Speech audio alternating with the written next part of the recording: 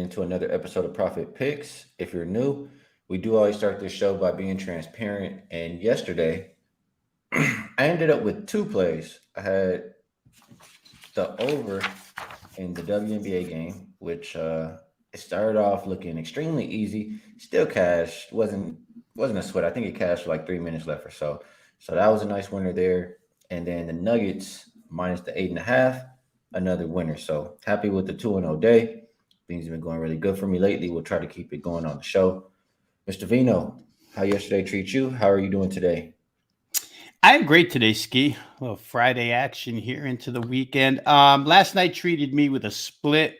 Everybody here knows I had Miami team total up and over. They did not shoot the ball well. They did not get there. However, the prop market, gave me the split. MPJ, Michael Porter Jr., over 22 and a half points and rebounds. The seventh time he's done that now in his last 9 playoff games. Becoming way more of a force on the boards. Gets the minutes. Last night, I think, despite 2 of 11 3-point shooting, he was not good from 3. He still managed to get to 27 points and rebounds. So Michael Porter Jr., probably one of those spots, Skee, where we have often said, if it ain't broke, don't fix it. And I feel like he might be a guy that I can just continue to ride here. I do see that the odds makers have bumped that number for game 2 up to 24.5 from 22.5. So he'll have to do a little better than 2 of 11 from 3 if I'm going to follow suit and play it again. But that was where I got my W last night. All right, a split, it's not the end of the world. We're back here to fight another day. So no NBA. Sorry, my apologies. No NBA, but we do have WNBA. We do have MLB. And we'll do a little look ahead into that next NBA game at the end, possibly. Let me look at a couple comments. Oh, Dizzle. It says, thanks for the Nuggets yesterday. He got parlayed with the first quarter under. Glad you had a winner there. Daniel says, the Heat set a finals record for only shooting 2 free throws in a game. Yeah, I mean, that was pretty uncharacteristic, right? Jimmy usually has that in the first minute.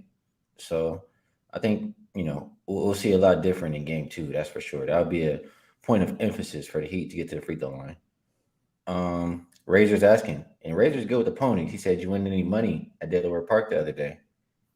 We were both there, and I had sent a picture of Delaware Park, the start of a race, on Twitter, and I get a message from Razor saying, I'm here too. Where you at? And somehow we never hooked up. So next time, Razor, let's make sure. I kind of sent him the location where I was sitting in the grandstands with my wife, but he didn't see it until too late. So Delaware Park did not treat me kindly, though, the other day. It didn't treat me badly, just didn't treat me kindly. So it's a nice day, Skee. You know about the ponies. When you can spend an afternoon sitting at the racetrack, and at Delaware Park, just for those who don't know the venue, you can go right down on the rail and watch these races, which to me is fantastic. I do love horse racing. I don't cover it, but I love to be there and watch it and bet it. So fun day. I'll catch up with Razor, and we'll get Skee to the East Coast one day. We'll bring him down there. And he says, yes, sir, we definitely got to link up.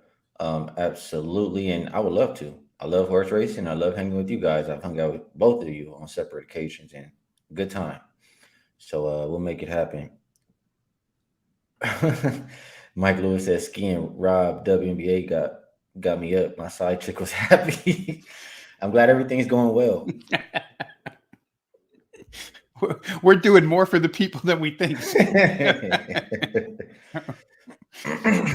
Ray says, what's up? How you feeling about Jokic's triple-double? I mean, I would bet for him to get a triple-double every night. The real DJ says, we eating wings tonight. I think I know where he's going there. Alan talking about the links. He says, that look cash. I didn't take the links, but I had the over. But it did cash. So happy for you there. What up, Anthony? So, Rob, I'm going to go backwards a little bit. I know I said I wanted to start with WNBA, but if you guys can't tell, I desperately need like some water or something. I'm losing it over here with my voice. So we'll go MLB first. And I know you had a couple games on your radar. Let's go here. Not 9:55, 9:56. Zach Wheeler. I think this is John Gray here. I think that's the Phillies minus 185 there. Nationals, if you like them, you get plus 155 to take them with a total of 9 for the game. Looking at Wheeler, 3.6 ERA on the season. Last three starts, he's went 20 innings, 3.1 ERA. For Gray, 2.77 ERA on the season. Last three starts, 16 innings pitched, 2.25. So looks like both of these starters have been taking care of business. I don't have the hitting stats as far as how these teams do versus righties, but maybe I look towards backing first five under when I think of the Nationals. And again, I haven't been following baseball as closely this year, but Nationals aren't a team that I think has a great bullpen. But if both of these starters look trustworthy, do we go first five under here, Rob, or which way are you thinking? All right, so I went first five, but I took the Phillies in this situation behind Zach Wheeler, who was outstanding his last game against the Atlanta Braves. 12 strikeouts in an 8-inning performance, 3 hits, no runs. And Zach Wheeler is one of those guys that you can boost him into the elite category when he's right. He's got all the stuff, and it worked for him in his last game. He had a little bit of trouble prior, not really Zach Wheeler type stuff, but last week or last outing showed that maybe he's making a turn here against Josiah Gray, who is probably a pitcher that's fit for the Phillies lineup. Was a Dodger. Dodgers traded him to Washington in the trade. I think that brought over Max Scherzer for that one half season. But Josiah Gray, I'll never forget this quote, Skee, when he was throwing for the Dodgers as a rookie. He said, "Yeah, I'm around the plate a lot, so I give up a lot of home runs." And it's always been the knock on him. He gives up home runs, and it's kind of a fit for the Philly lineup, which is just march one home run hitter up there after the other. Phillies, I think, can make a little bit of contact with the long ball here. Washington is not a difficult park to get it out of. So I'm going to try and capitalize on the starting pitching matchup here early. Don't want to mess around with Philly's bullpen, which is having issues at this particular time, although Jose Alvarado is coming back soon. But I don't want to play around with the back four. I think Wheeler can contain the Washington Nationals lineup. I believe somebody in the group, if I'm wrong, correct me on this, but I do believe it's Trey Turner's first time back in Washington in a Philly uniform. So it'll be interesting for Trey Turner to go back home here with Bryce Harper. Both of them came from the Nationals or played for the Nationals at one point in time. But I like the matchup. I think the Phillies offense fits the type of pitcher Josiah Gray is. And I like what I saw out of Zach Wheeler last game. Like I say, 12 strikeouts against the Braves is no joke in an 8-inning performance. Plenty of time off. So I shortened it up. The first 5 innings here, if you play run line, lay half a run, you're only laying, I think, 10 or 15 cents. I think I laid 10 cents earlier today. So very cheap price to get the better pitcher, to get a lineup that matches up with the opposing starting pitcher. Give me the Phils minus half a run, first 5 minus 10 cents. Or if it's up to 15 now, I wouldn't be hesitant to lay that either. All right, Phillies first 5. And that was my bad. It's Josiah Gray, right? It is. Okay, I said John Gray, so just wanted to correct myself there. I already said I haven't been following baseball as closely this year. I'll get into it when NBA ends. I'll start being a little bit better. But good stuff on that game, Rob. He wants to back Wheeler, get in and get out. Let's move over to the next game. That will be 9:59, 9:60. Chicago Cubs in San Diego taking on the Padres.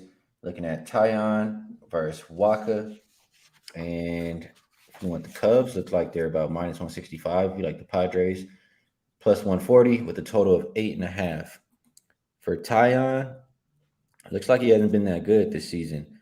8.04 ERA, but his last 3 starts, that's where he's been getting blown up. He only went 11 innings, 10.8 ERA. So it doesn't look like he's in good form to be back in here tonight. Waka on the season, 3.45 ERA. Last 3 starts, 20 innings pitched, 0.9 ERA. So Waka's been lights out. Tyon's been getting shelled. You got to be going. Why are the Padres an underdog here? Or did I have it wrong? Are the Padres favorite? I would be looking towards the Padres with the first 5 or full game, just based off the starting pitching matchup. What are you looking at here, Rob? Yeah, I'm definitely looking at the Padres, Skee. You've got it The Padres are the home favorite. And again, we're going to play these guys first five. And I do this a lot. I play run line first five simply because it shortens up price and it gives me the starting pitching advantage. Skee, everything you said, I don't have to repeat. The current form of these two is exact opposite. And you could push Michael Wacha back a couple more starts and say his last five starts, he has been dominant. That month of May was extremely good for him. But in this one, it's fairly simple for me. We're always looking for teams that are either under exceeding expectations or overachieving at certain points of the season. And, the overachievers, you expect that regression backwards. So you kind of play against them when you think the time is right. And the underachievers, you start to ride them. And San Diego has been for the amount of money they spent, for the amount of stars that are on that team, Xander Bogaerts, Tatis Jr., Juan Soto, et cetera, 26-30 is not the record they thought they would have after 56 games. However, you could see signs of life at this point in time, especially where offense is concerned. 6 of the last 10 games they've played, they've scored 7 or more runs. That's a lot of runs to score 6 of your last 10. And if you push it down to 5 or more runs, they've done that 7 of their last 10. So the offense, which on paper is extremely explosive, maybe as explosive as any in Major League Baseball, looks like they're turning a corner at this point in time. I like that, especially against Taillon. You listed his numbers. I feel like they can get to him early and often here at home. I just feel like it's time for this team to make a move up the standings and try to live up to the preseason hype. The other side of the coin, Michael Wacha Jr. Michael Wacha, excuse me. His numbers, the last 5, have been tremendous. And the velocity is there. That sinker is there. The Cubs are a team that really likes to lift the baseball. But remember, Wacha is one of those guys that throws those heavy downward sinking pitches that keep it on the ground quite a bit. Doing his job right now where strikeouts are concerned, where ground balls are concerned. I really feel like this is, and I'll say it here. I mean, I did release it as a best bet over at wagertalk.com today. I just feel like this is a mismatch of both offense versus pitcher on both sides of the field here. And I think, again, we don't necessarily apply motivation in baseball as a handicapping factor as much as we do football or basketball. And I think that's because baseball is a daily sport, but we do ride streaks. And I think right now the offensive heater that the Padres are on is worth backing. So give me the Padres again. First 5 inning, minus half a run, only minus 15 cents. And I do want to correct something, Skee, because I'm looking at these numbers now. And I said that the Phillies were first 5 minus 15 cents. They were. But in the last hour, they've gone all the way to minus 30. First 5 innings, half a run, minus 30. So a lot of action on the Phillies early here.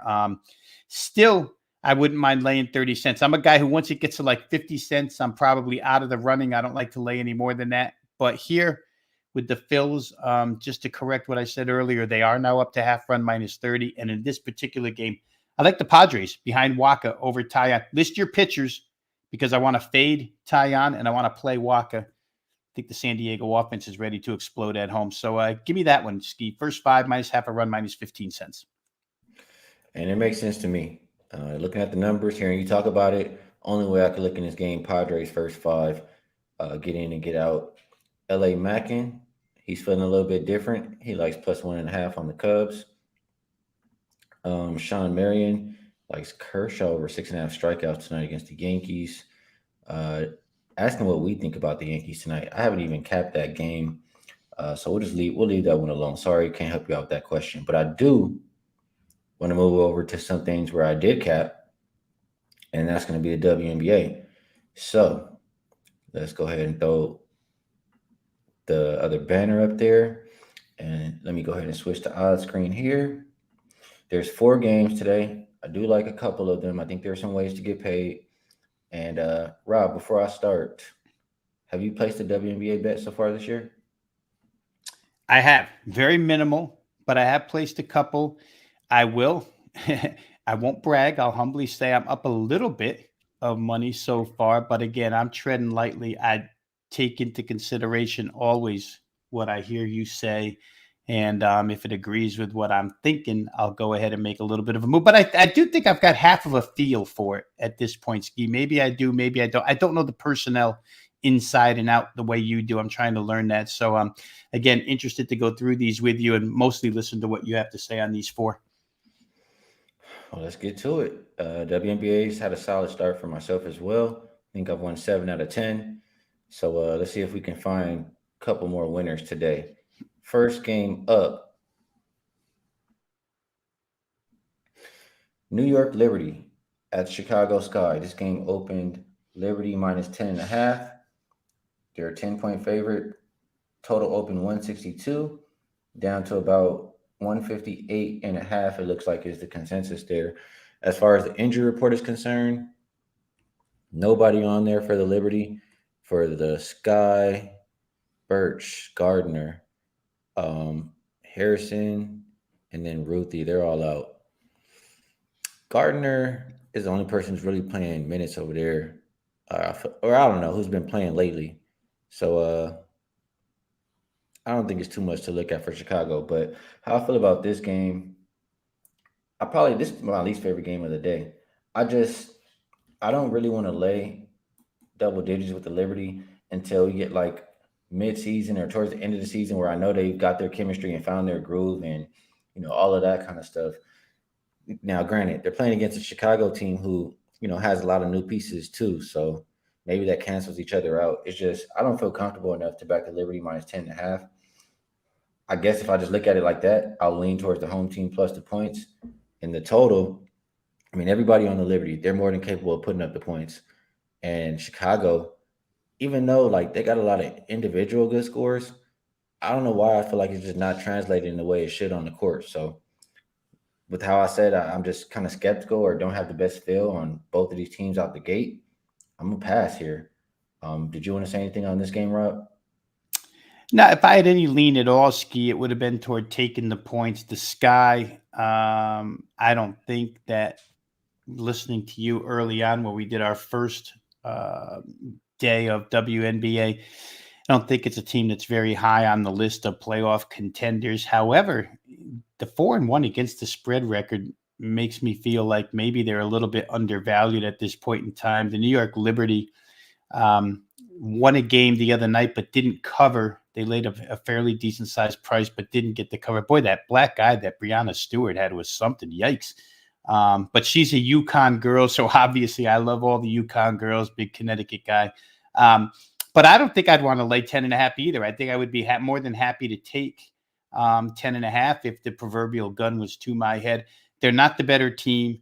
They've just been able to get underneath numbers, the Chicago Sky, which to me is a little bit surprising. And maybe that will even itself out at some point in time.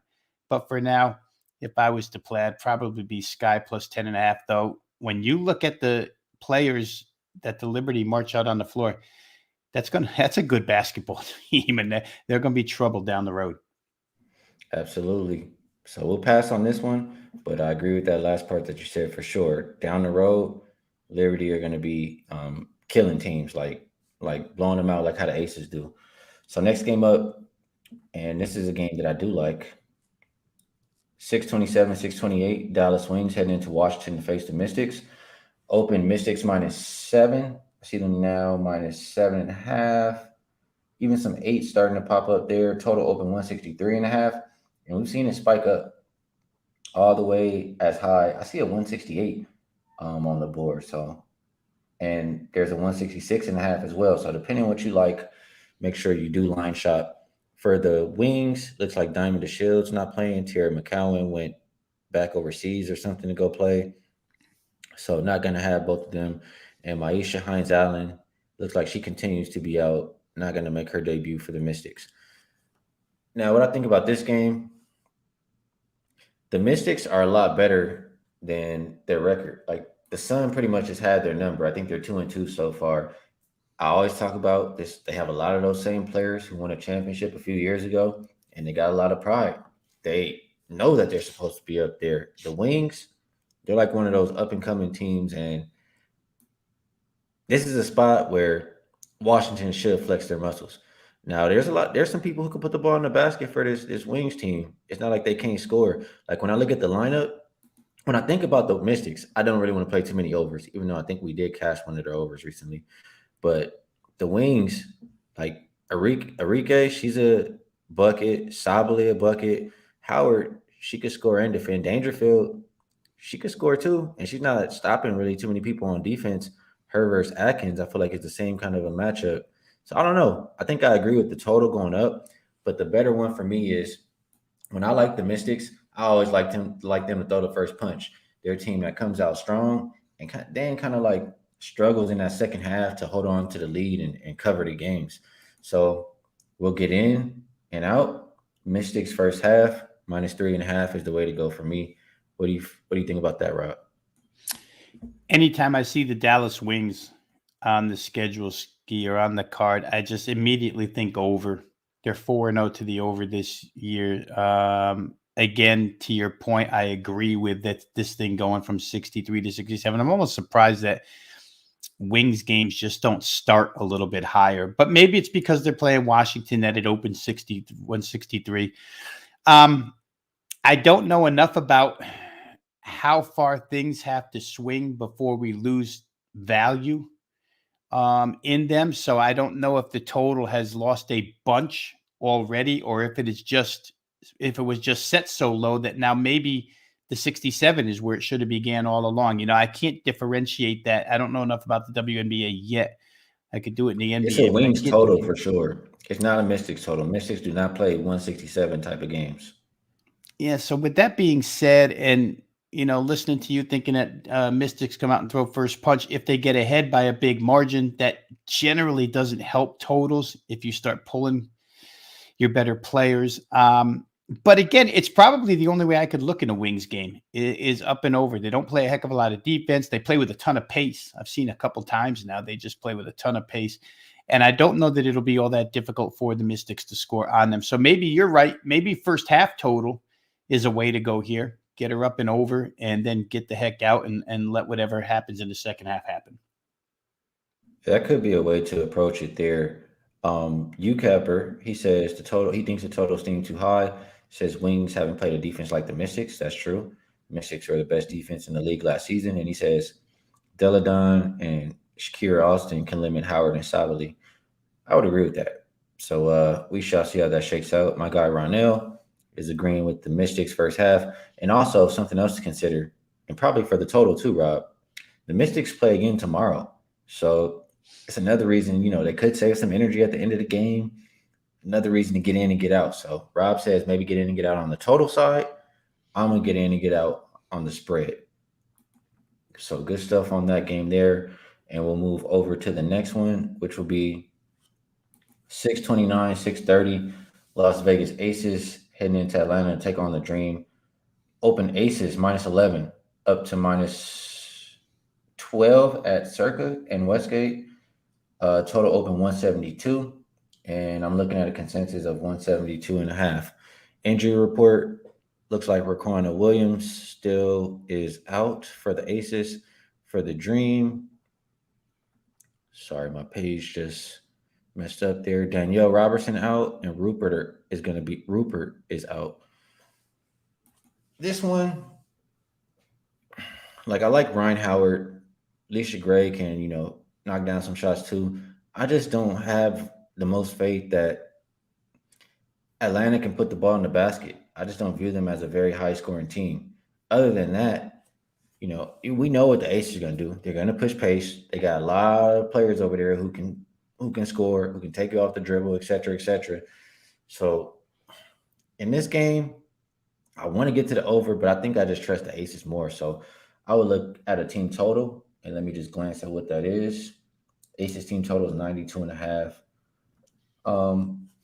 Only way I could think to play this one is Aces team total, honestly. It's not going to be a game I'm involved in, but just a lean. The real DJ says the Dream are going to keep it close. Can't put the Dream in my pocket in this one. Any opinion from you, Rob? It's so funny because right before you said that, I was looking up the Aces team total, and I was going to tell you it's 92.5, but I let you look it up. They're beating teams by 25 points a game. My goodness. I mean, eventually there's a game where you kind of coast and you win, but you don't cover. But who wants to take the chance that that happens here by playing the dream? The Las Vegas Aces seem to score at will. It's why I looked up the team total as well, averaging 96 and a half a game. So 92 and a half is not out of their realm of possibility. And the Dream aren't that good a defensive team either. So I think I would agree with you. And if I were to play, that would be a way I would look as a flyer on the Aces over 92 and a half. Full game total. Again, I think we said this the other day, Skee, that Aces totals anything, in that 170 or low 170 range should be just a mechanical pull the trigger and play it over because they're going to do a bulk of the work for you. And if there's some let up at the end, the Dream aren't helpless scoring points. But I don't know. I'd rather trust the Aces to do what I've seen them do. So I would go for their team total over as well. All right, and UCapper says he thinks the Dream are better than last year for sure. Thinks it's possible they cover the 12. I would agree they should be better than last year. Mike Lewis, I'm assuming this is a teaser. And my opinion, don't do teasers in basketball. The points are not worth that much. It's not worth it to tease them down. UCapper says full transparency though, not in my pocket. Thank you, Ronald. Don't hold them. Don't hold them to it if you make Mm-hmm. that wager tonight. All right, last game up for the WNBA, 631, 632. Los Angeles Sparks heading into Phoenix to take on the Mercury. Open Mercury -3. They're now 3.5 point favorites. Total open 163. And looking at 163.5 as a consensus.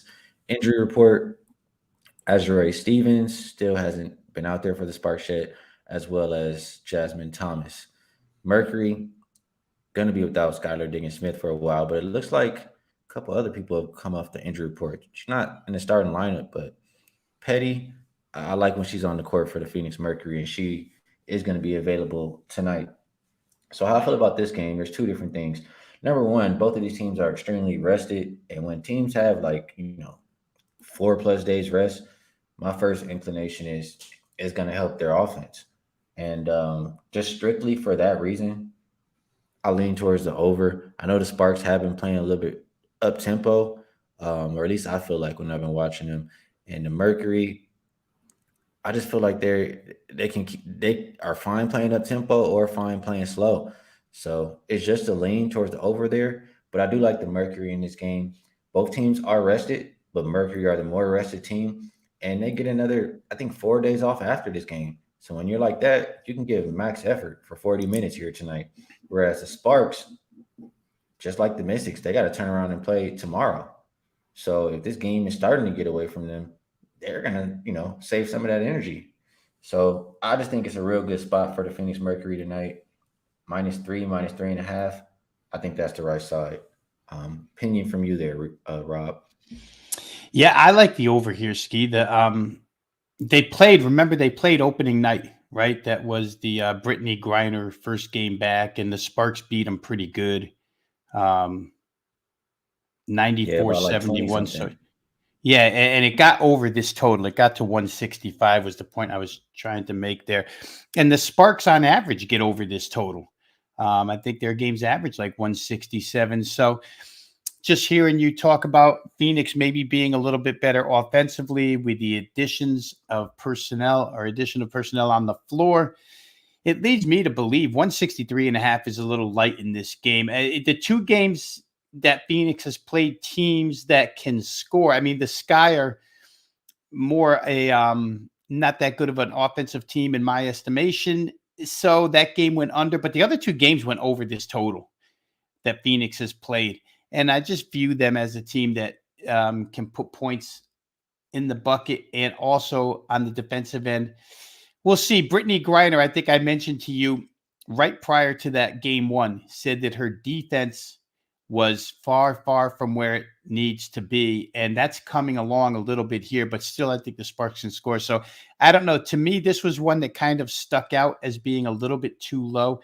I wanted to get the Phoenix just because I was trying to apply the revenge angle. We got blown out in LA. We're going to win here. I don't know. I think I like the total better. So give me over 163.5 full game. I do lean that way. I definitely do, and I might get there by the end of the day. Just let me glance one more time. Open 163. There's still some 163s out there. That might be the way to go. Um, I'll take another look at it at the end. But good job there, Rob. And that is it for WNBA. So before we do get out of here, I did want to just do a little bit of a look ahead, or however you want to call it. Talk about maybe a little bit of what we saw in game one, and initial thoughts on what we can expect for game two. In that first game, you know, it looked like, I mean, out the gate, it looked like, God damn, Miami Heat aren't gonna have anything for Denver. Denver is just too big. And in that second half, though, just like Miami usually does, right? Spoelstra second half against the spread, cashes, and they make a little bit of adjustments. So I feel like I feel like they played them a little bit tougher. Like maybe it took them a half to get used to elevation. Maybe it took them a half to get used to play style. But I don't see too much of that, rest advantage playing a part in this next game as far as the rest before the series for the Nuggets. I think the Heat are going to come to play, be scrappy. They had a lot of open shots that they missed, only shot 2 free throws on the night, and they lost by 11. I mean, they can do a whole lot of things better, I feel like. And the point spread is 9 here again. So right now I'm leaning towards Miami plus the 9 points. And on that same note, like I'm saying Miami can shoot better and get more free throws, etc. Denver shot pretty poor from three too. I don't even think they shot 30%. These are the number one and number two 3-point shooting teams in the playoffs so far. So the total has been adjusted down, what, 4.5 points, something like that. I would be looking the other direction. I think both of these teams shoot it better. I think they will be ready for the defense that they'll see out there. And yeah, lean Heat, I guess, plus 9, lean over 214.5. And I'm pretty sure I think I know what Rob is leaning there. but let him know, Rob. Yeah, I feel like you might as well just do my part for me, Skee. We've been around each other for a long time. Yeah, a lot of what you said. I mean, the Denver, as much as was made last night of how poor Miami was shooting the three, and they were harping on it during the game, rightfully so. Miami was missing an awful lot of open threes. Denver shot the three worse. Michael Porter Jr., as I mentioned earlier, 2 for 11 from three. He can do way better than that. The one guy, Skee, that I worry about where 3-point shooting is concerned, because I went back here just to check, is Max Strus. Last night he was horrible, but it's not just last night. If we go all the way back to game 3 of the Celtics series, Max Strus is now 8 for 37, barely over 20% from 3-point range, and Miami needs him. So I don't know that he comes back, but I do think Duncan Robinson, being one of 6 or whatever he was, I think the two of them combined to be one of 16 last night. Duncan Robinson, I would expect to come back. I certainly expect Jimmy to be more aggressive. You talked about that. You got to get to the free throw line. 2 free throws is crazy. And to tell you the truth, Jimmy looked like he was deferring out there last night. He looked like, I said this to Jay Money earlier. He looked like he felt to be the 10th best player on the team, afraid to shoot the basketball. Just, okay, I'll give it to you because I don't want you guys to get mad at me. I don't see that happening again. I really don't. Bam seems to have found something. He was wide open in those mid-lane jumpers last night. He's automatic from there offensively. So maybe if Denver doesn't adjust defensively, Bam still scores.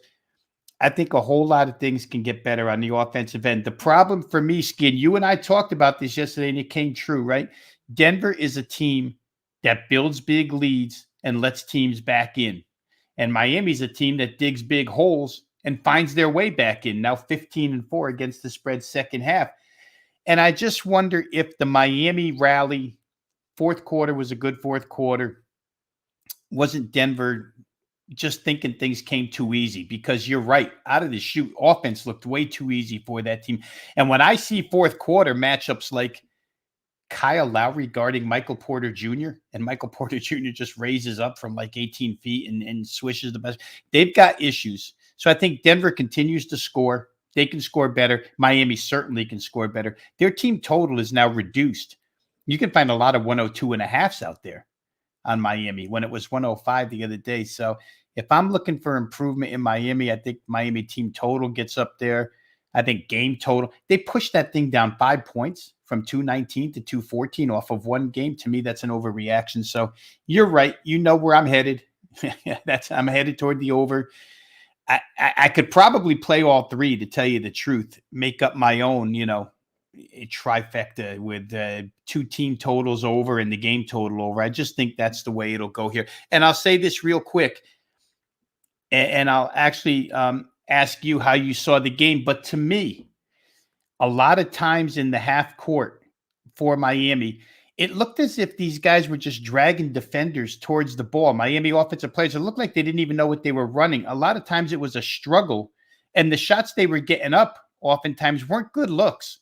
So my idea is that Eric Spoelstra will run more, and I'll just harken back real quick to the Milwaukee series where they played a huge front line: Giannis, Portis, Lopez. It's kind of comparable to the front line we're seeing here from Denver. And in that series, Skee, not one single game went under 220 points because Spoelstra decided they were going to be quicker. They were smaller. They were going to outquick them, and they did. I almost think that that's the way they're going to lean here in game two. We thought that he might save his adjustments, not use them in the fourth quarter of game one if he was behind, and use them in game two. I think that's something we might see here. A little more pace, better shooting. And for what it's worth, Miami did shoot the ball 96 times last night. It's a lot of shots. They missed a lot of shots. So if we can get in that range again, I think 214 is an overreaction on that game total. I'm in agreement. And also, I forgot to mention this, but Mike Lewis says Hero probably plays game 3, not 2, but it's possible he could return. And if he does, he's their third leading scorer, and he's not bringing a whole lot of defense with him. So right. That would be something else to like if you like the over or the team total over for Miami. What up, Jimmy Gomez? Appreciate you tapping in. So I feel like, we're on the same page there. Might be making a few bets in that game. By chance, I didn't look at it. I should have. But did you see Miami plus 2.5 games at all? What the price is for that now? You know what I did? Because I did a show late last night and I looked at it and I have it saved here. Give me 1 second and I'm going to get it for you. Yeah. I didn't think the price was all that huge, to tell you the truth. I was expecting to get back more. Here we go. Miami plus 2.5 games. I see right now series outcome Miami Heat plus 2.5 games minus 105. Okay. Plus 1.5 plus 185 if you move it down to 1.5. Plus 1.5 plus 185. I was thinking we might get a little bit of plus money, but they're not giving it out. Yeah. So yeah. I think at this point we'll do logic score now here, Rob.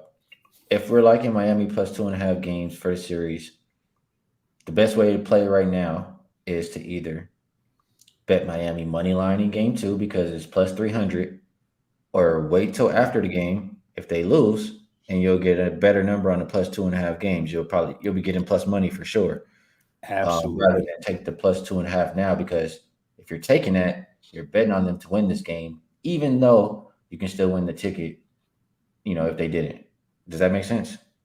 Makes a ton of sense. I would venture to say that if they go down 0-2, that plus 2.5 would move from minus 105 to, I'm almost thinking it would be close to plus two, a little over $2. And at that point, you got to ask yourself, can Miami win 2 of 5? Can they win 2? They could win 2 at home. In my mind, I'm just speaking for myself here. I think they could win 2 at home and even it up 2-2. So right there, you won the bet. So yeah, I think one of those two ways, either grab Miami to win straight up in game 2, or sit back and hope that they don't win game 2, maybe play them plus 9, cash a ticket, come back, and then get the plus 2.5 at plus better than 2-1. Because that thing's going to shift. And I'm with you. This is why I looked it up last night, because I thought for sure plus 2.5 was going to be plus money, and it wasn't. I like the phrase you used. They're not giving it away. They must be a little bit of respect toward the Miami Heat, because I for sure thought they were going to be plus money in that on that bet. Yeah, we're on the same page there. So I'll make some decisions, but I think there's a lot to like. I think there's money to be made for sure in game two. Really quick, want to shout out Bam assist was really good look. I feel like that was easy. He was doing a whole. He was looking like Draymond kind of style out there as far as that rebounds and assists are concerned. That was a good one. I can see that cashing again in the next game. I think Jimmy Butler is going to be looking to score more, so I'll probably look at Jimmy Butler's points. Jokic assist was easy. I think he had 5 in the first quarter. I would continue to look at his assists too, just because of how Miami has to defend him. Um, those 3 props probably stand out to me to play again. Any for you? Well, the Jokic assists, and again, it's nice when you kind of analyze things and they come true, but you throw him at the foul line against that 2-3 zone, and it's somebody's getting a wide open shot, or he's just going to turn and stick a foul line jumper, one or the other. And then when they ran doubles at him, Skee, again, this is why Joel Embiid is not Nikola Jokic, because Joel Embiid can't make these passes. But this guy, just to go off the rails a little bit, there was a play last night, second half, where Nikola Jokic led a break and kind of slow played the break and let everybody run past him, made a head turn one way, and then rifled the pass to a wide open Aaron Gordon, somebody underneath for a slam. And I'm thinking, how many centers can do what he's doing? But to your point, on the other side, Bam was creating plays too. We had talked about that yesterday, how Miami likes for him to be a creator for other guys. So I think both of these centers are going to continue doing what they do. Miami just doesn't have options, right? If we play zone, he's going to chew us up. If we run doubles at him, he's going to find the open guy anyway. So I don't know what the assist total is, Skee, but 10 in the first half last night, that probably was over in the first half. I think his line was 10.5, and he got there. So I would only look that way again. Couple comments really quick, Rob. KP says, if we think Miami plays with more pace, will there be more Kyle Lowry? I would agree. I feel like he was speeding it up a little bit last night. I don't think he's, the only person who's going to play with pace, but I feel like when he was out there, he was playing a little bit faster. What do you think? I do, and I think the person that played like they were stuck in mud last night was Jimmy Butler, to tell you the God's honest truth. And I mean, if he speeds it up a little, Kyle Lowry was trying to race the ball up the floor. Oftentimes, though, the rim was cut off and he'd have to dribble around in circles and pass it back out, and that's not great either. But yeah, I totally agree. All right. And Brad Maddox says he can only give Miami 1. Not liking, I guess, what he saw after that first game, but good stuff there, Rob. We have a couple more days to think about it. This game does not go off until Sunday, so we'll leave it there. Now it's that time of the show where I ask if there's anything you would like to promote and maybe, a best bet for the people for the show. Yeah, let's promote wagertalk.com. For those of you who watch us when we're on together here, or for those of you who watch all the Skee shows, just go over to wagertalk.com, drop your email address. It's free. You get free instant access to all the video and written content provided by all the handicappers over there. It doesn't matter what sport you like. They do every off sport. I personally don't do them all. Skee doesn't personally do them all. But if you want WNBA, if you want USFL, if you want golf, if you want tennis, if you want hockey or baseball, you'll get it all over there daily at wagertalk.com, either provided through video content or written content. If you're interested in selection packages, I happen to have a couple of baseball plays up and available for today on a current 11-0 baseball run. I don't want to jinx myself, so I don't want to say that too often, but we're on a pretty good roll where baseball is concerned. For the show, Skee, let me think here real quick what I would leave as a best bet. I think what I'm going to leave as the best bet here is the San Diego play. San Diego behind Michael Wacha. We're going to fade Jameson Taillon, who's been terrible as of late. We're going to play on the San Diego offense, which, as I mentioned, has scored 7 or more runs in 6 of the last 10, seem to be coming around at this point in time. And we're going to play on Michael Wacha, who just had a tremendous month of May and has had, I think, 6 quality starts in a row. If you play it first 5 innings and you lay half a run, you only have to lay 15 cents. that's the way I did it. That's the way I'll recommend here for you guys. So we're going to play San Diego. First 5 tonight. Listed pitchers minus half a run, minus 15 cents. And I can endorse that play. That looked really good when we were looking it up and breaking it down. Some good stuff there by you, Rob. My best bet for the show, I will stick with the W, and we'll go Mystics first half. Let me just double check so I can make sure I give you guys the best number available. I personally took minus 3.5. Let me just see. And it is up to 4.5. There's a 4 at Bet Online minus 125, but I still think this is the best play. I'll take the 4 minus 125 for the show just because it's the best number I can get. But like I said, when you see me on Twitter, I'm going to be recapping minus 3.5 Mystics first half. I think they'll be up by like 7 plus. So appreciate you, Rob, for taking the time to come talk these games out with me. Good luck continuing on your baseball run. 11-0 is amazing. And you guys in the chat, I always appreciate you guys. You are entertaining and a lot of good winners, a lot of good information out there too. Rob, we didn't get any guesses today as far as the shirt color, and you got off the hook today, if you know what I'm talking about. Maybe I'll leave it alone and we'll see how long it lasts. But appreciate you guys in the chat. Best of luck on all your action, and if you guys tell, and we'll catch you guys later.